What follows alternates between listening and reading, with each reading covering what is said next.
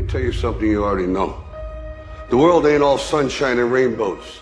It's a very mean and nasty place, and I don't care how tough you are, it will beat you to your knees and keep you there permanently if you let it. You, me, or nobody is gonna hit as hard as life. But it ain't about how hard you hit. It's about how hard you can get hit and keep moving forward. How much you can take and keep moving forward. That's how winning is done. Don't allow your emotions to control you. We are emotional, but you want to begin to discipline your emotion. If you don't discipline and contain your emotions, they will use you.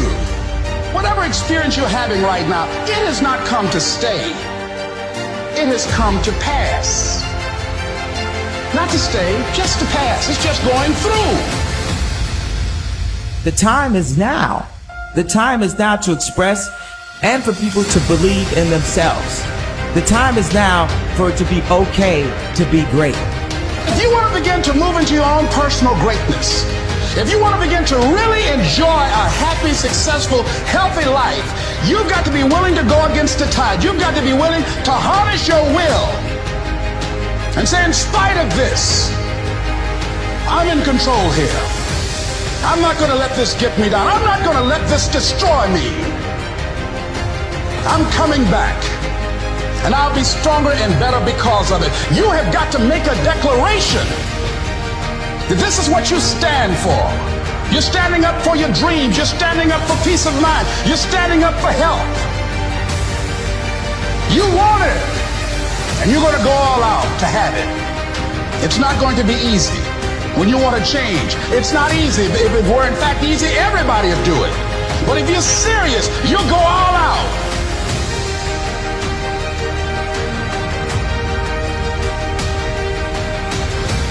But like I always say, life is 10% what happens to you, it's 90% what you do about it. The first step is getting completely and brutally honest enough to say, I am tired of myself.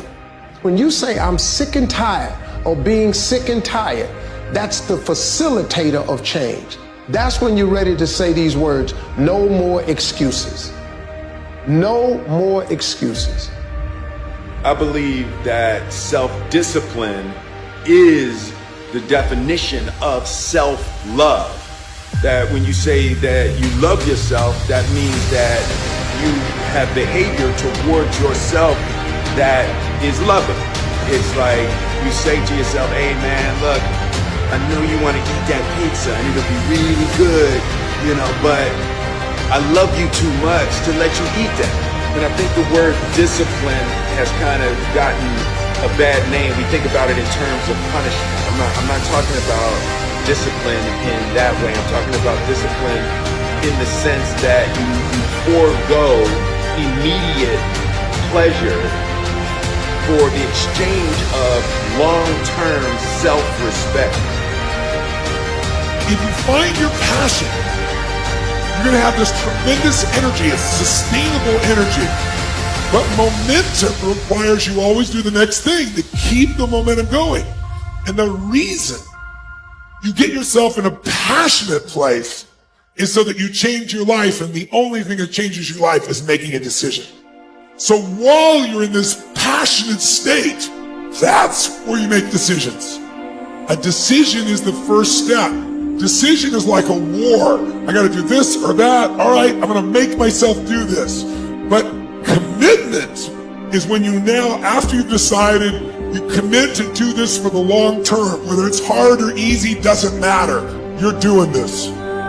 It takes it from this moment and it carries it into the future even when things are difficult.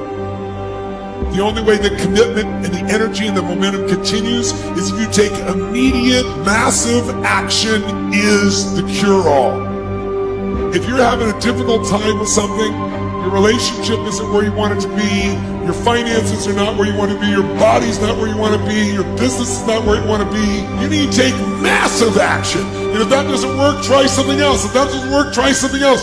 Keep going with massive action and you will find the way because it will give you momentum.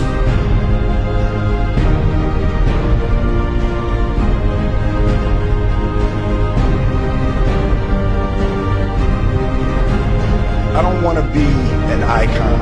I want to be an idea, you know? I want to represent an idea. I want to represent possibilities. I want to represent magic, right? You're in a universe and 2 + 2 = 4. 2 + 2 only equals 4 if you accept that 2 + 2 = 4. 2 + 2 is going to be what I want it to be.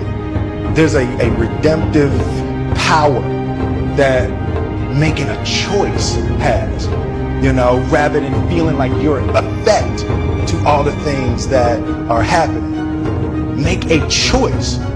Like, you just decide what it's going to be, who you're going to be, how you're going to do it. Just decide. And then from that point, the universe is going to get out your way.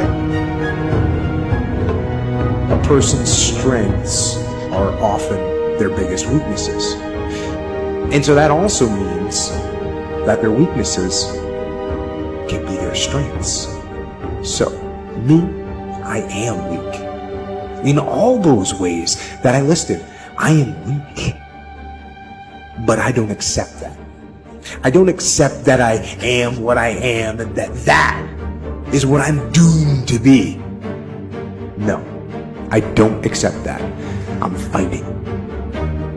I'm always fighting. I'm struggling and I'm scrapping. I'm kicking and clawing at those weaknesses to change them, stop them. Some days I win. Some days I don't.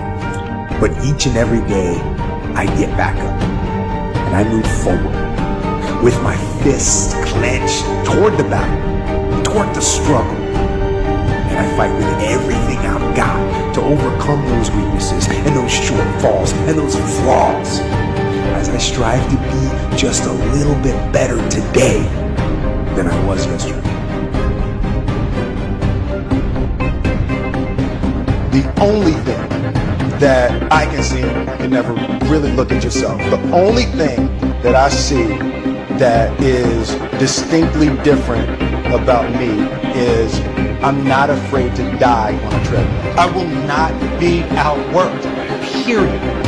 You know, you might have more talent than me, you might be smarter than me, you might be sexier than me, you might do all of those things, you got it on me in 9 categories. But if we get on the treadmill, right, there's 2 things. You're getting off first, or I'm going to die. It's really that simple, right? So, let's go back to the question about what if people block me out. There's going to be 2 options. I'm going to get back in, or I'm going to be dead. You're not going to outwork me. It's such a simple, basic concept. It's the guy who is willing to hustle the most is going to be the guy that just gets that uniform. The commodity that I see the majority of people who aren't getting the places they want or aren't achieving the things that they want in this business is strictly based on hustle. It's strictly based on being outworked. It's strictly based on missing crucial opportunities. I say all the time, if you stay ready, you ain't got to get ready. Everything you're going through is preparing you for what you ask God for. You just got to quit tripping while you're in the process, because the process is necessary. You may not see it now, but when he gets you on the other side of it, you're going to see exactly why it went that way. And you're going to be okay with it. But quit tripping during the process. Oh, Lord, why me? You ain't the only one. Oh, Lord, why me? You ain't the only one. Oh, Lord, why I lose my job? You ain't the only one unemployed. Oh, Lord, why he leave me? You ain't the first chick got left. This might not even be your last time getting left. Pull yourself together and quit tripping, because you in the process. God is processing you. He ain't through with you. If he was through with you, you would not wake up in the morning. He gonna fix it. It's a simple process. The only reason I'm telling you this, because this is how I made it. I just do me. I'm just being me. I stay uniquely who I am, because you are okay just the way you are, because you